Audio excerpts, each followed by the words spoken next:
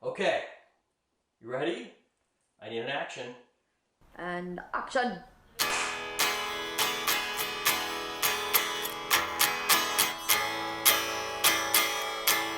Hello, and welcome to another edition of me eating hot dogs. Couple things. First, I want to apologize for the time frame between these episodes. I'll just tell you right now that my director has selfishly left to go to college. And so now I have a new glorious director. She's fantastic. Second thing is, I do have this hat. It was sent by a super fan from Long Island, a absolute super fan. I can't, they just constantly talking to me about hot dogs. They love me so much. And so I thank you for this, but I will tell you this is the only time I will wear it on the show. It may show up in other formats, but not on my head. So let's just kind of pop that off, boop, and place it down. Thank you for my hot dog hat. Okay, so today, in our special Labor Day episode, we are going to be tackling these types of hot dogs. Boop. That's right, Wagyu hot dogs. What does that mean exactly, Wagyu? Look at this. This right here is Sakura. Sakura, American style, Kobe, from Sakura Wagyu Farms. Look at that. Made with Wagyu, right? Made with Wagyu. What does that even mean? I don't know, but we'll explore that. And this is Snake River Farms. Oh, by the way, these guys are out of Ohio, circa 2014. And this is Snake River Farms, which is part of the kind of agri-beef company. And this is out of Idaho. And both of these are very, very kind of famous for their little Kobe-style beef. And this one, though, doesn't say Kobe at all, even though this is a Kobe, it's like a Kobe Angus hybrid. Both of these are, actually, to be honest. That's why. But this doesn't mention Kobe on it. All right, let's just get to it. What is it? What is Wagyu? What does it even mean? Well, Wagyu just means, literally, Japanese beef. That's it. That's all it means. It doesn't mean anything special. It just means Japanese beef. These actually don't come from Japan. These come from here. But what they're saying, these two companies, is that they're using hybrids that have some genealogy connection, some gene connection to the breeds in Japan that produce real Kobe beef. So Kobe, Wagyu, these are, Kobe is a kind of a group of varieties or a variety that comes from the south of Japan. Let's just go backwards though in time. I want to give a little bit of intro history.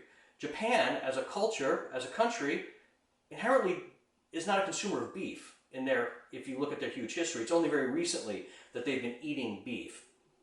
Matter of fact, the kind of the Buddhism that is or was practiced in Japan actually believed in reincarnation, right?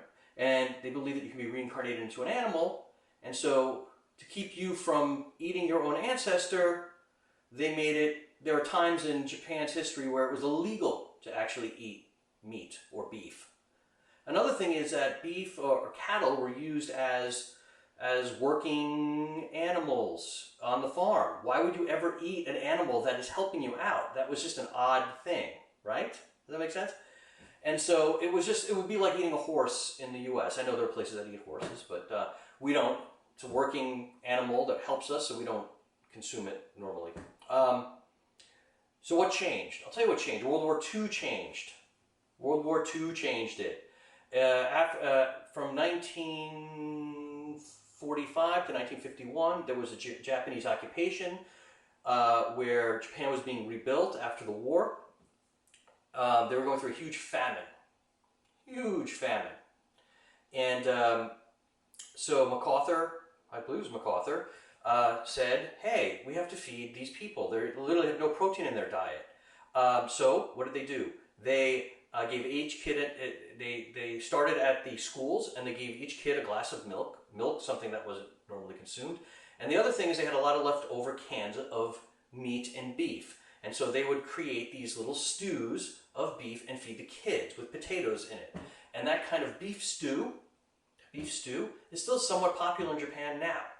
So there is where they got kind of a taste for it.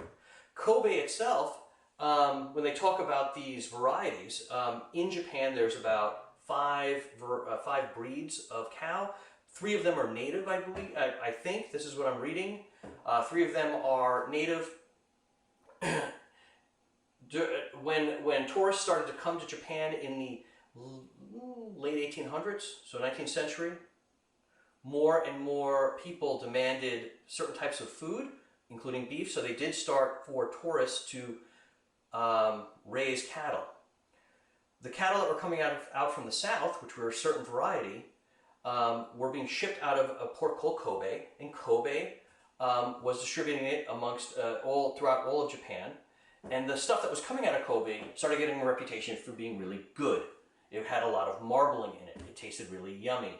And so when they realized that they had something there, they began to control and breed it in a particular way to keep it pure and to increase the quality of the meat until we have what we have now, which is kind of this Kobe-style meat, which is super expensive and super rare. I know you see it all over the place on menus, but the reality is legitimate Kobe beef is really rare. There's only, I think, 16 or 17 bulls that are able to, that are used to inseminate all the other cows. They just really truly control it, and the Kobe beef is a kind of protected designation in Japan. So that means that there are rules on why you can call it Kobe, right? You can say it's Kobe if it's like this, if it's like this, if it's like this, it's grown, if it's bred in this one area, if it's raised in this one area, if it's raised with this type of feed, then it's Kobe. It's very similar. In other countries do the same thing. Italy does that. Parmigiano Reggiano, it has to be from this particular region. It has to be made like this. Champagne has to be made in the region of Champagne, right, in France. But in the U.S. and other countries, we don't have to abide by other countries' protected designation, which we don't, right? So that's why you can have Parmesan cheese from Wisconsin, and you can have Cobell's Champagne out of Guerneville, in Sonoma. And so just saying, the Kobe meat, the Kobe beef, when you see Kobe, very often is other types of things. It is a hybrid from Australia, or it's a hybrid from America. These are both from America, but just be careful on the price point of those, because the reality is that there's a high likelihood that it's not real Kobe from Japan, if that's what you're looking for. That type of meat is only, I think, distributed to only 21 restaurants in all of the U.S. Something like that. There's only a few hundred servings that are even given to the U.S. every year. So the likelihood that when you're eating Kobe, you're eating a legitimate Kobe from Japan is not likely. These, though, are calling themselves out as American Kobe, and they create that hybrid, as I said, and the meats from these two places are very, very, very good. And it actually, I find that the American Kobe lends itself to the American palate, to what we like, which is big, thick.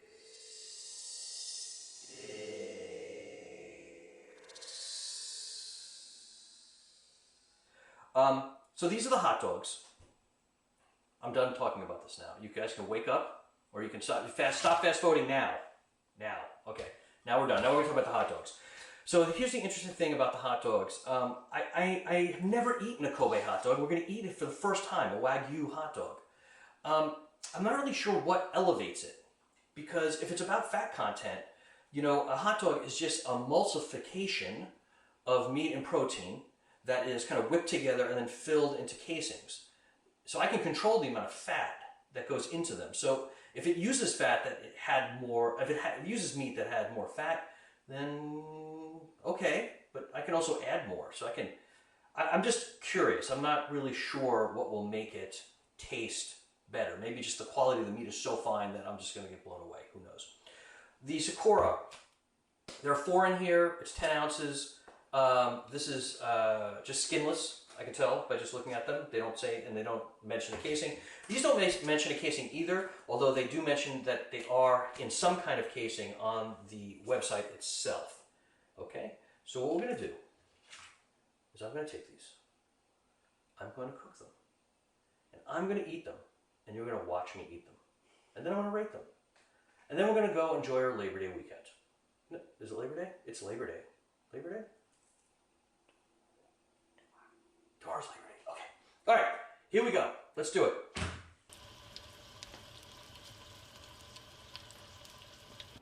All right. Welcome back. I have two glorious hot dogs sitting right here. And they're ready to be eaten and rated. Here is Sakura. Sakura hot dog. Let's take a look at this first.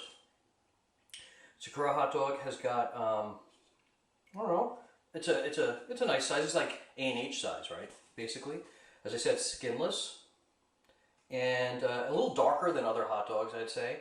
I can see little speckles of stuff in there. Maybe pepper. Maybe pepper. I don't know. Let's see. Let's see. So, first rating, Sakura Wagyu Farms. All right, out of Ohio.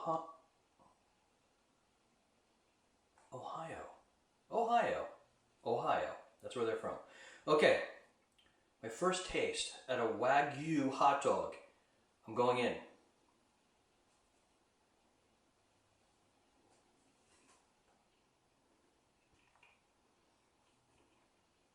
Not sweet, which I like. Not that salty either. It has a different type of texture. I would say, I'm not sure what kind of texture it is. It's just a little bit different. It separates a little different when chewing. But it doesn't have a hot dog flavor, per se. It just tastes like, it doesn't taste bad. It tastes steak-like. I could taste steak. I don't taste a lot of smoke.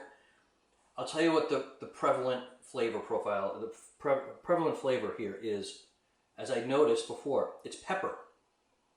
It's very peppery. Not bad. Not a high level of garlic. Peppery. Completely inoffensive hot dog. Totally fine. Worth the extra couple of bucks? I don't know. Not sure it is. Not bad though. Not bad. I would say rating for Sakura will be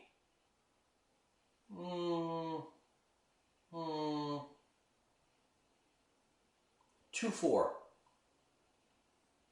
2-4. All right. Cleaning the palate.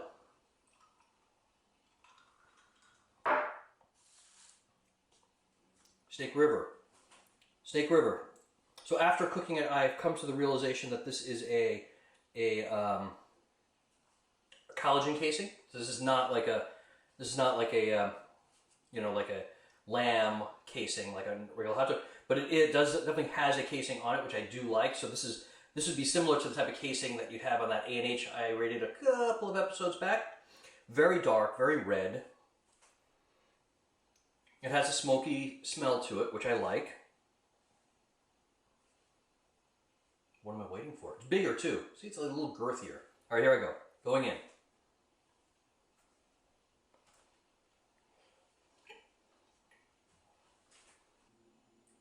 All right.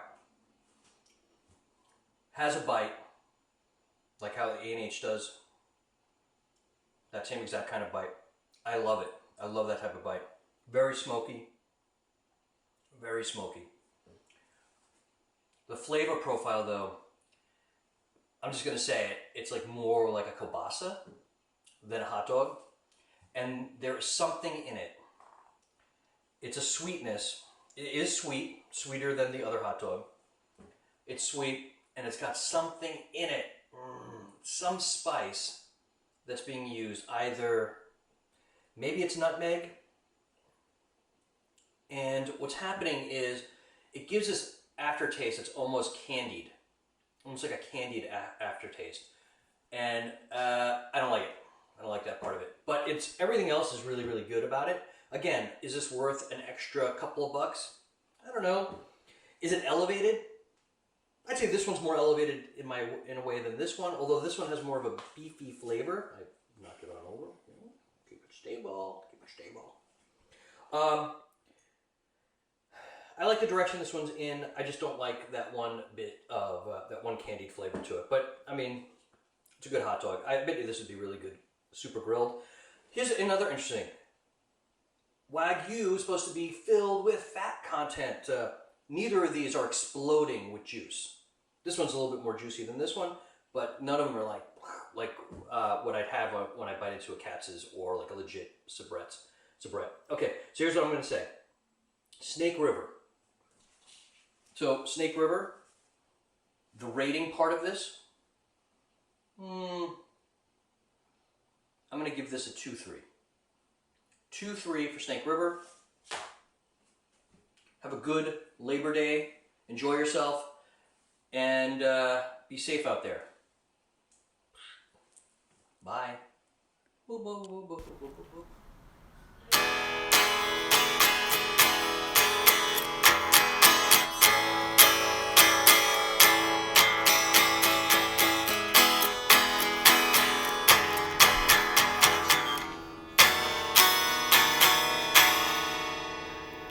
Me eating hot dog.